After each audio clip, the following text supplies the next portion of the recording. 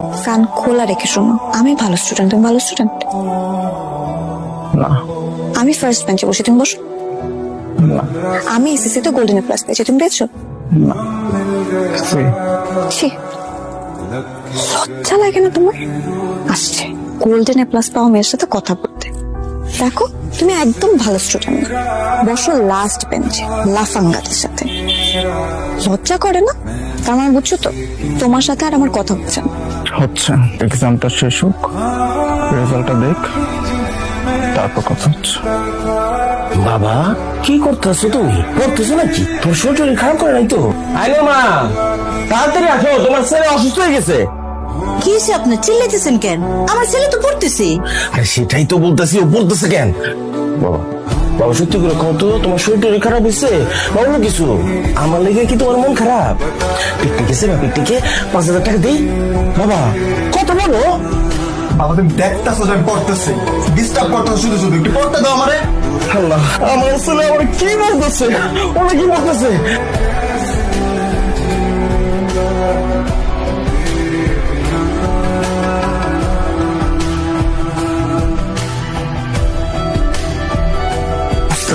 বদলাই গেছে, বেঞ্চ ছেড়ে সামনের বেঞ্চে যায় বইছে।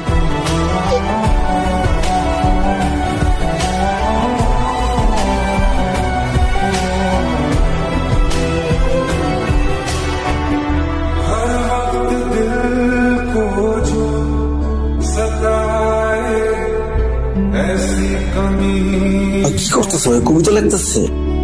এক লগে মানুষ কয় পাতা কবিতা লিখতে পারে? না একটা ধাপ্পাবাজি করতেছে, পারে না কিছুই।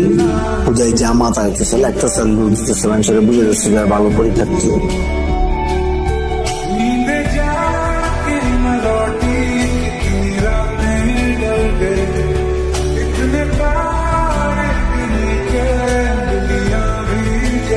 আজকে পরীক্ষার রেজাল্ট দেব, সাথে আবার সাবজেক্ট ফিজিক্সের খাতা দিব।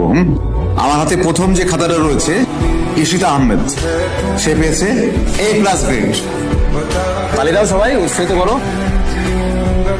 এরপর যার খাতা আমার হাতে রয়েছে, আমি কি ঠিক দেখতেছি? এক সময়ের লাস্ট বেঞ্চ গরম করা ছেলে এখন ফার্স্ট বেঞ্চ গরম করছে, আয়ান খান। ও তো A+ পেয়েছে।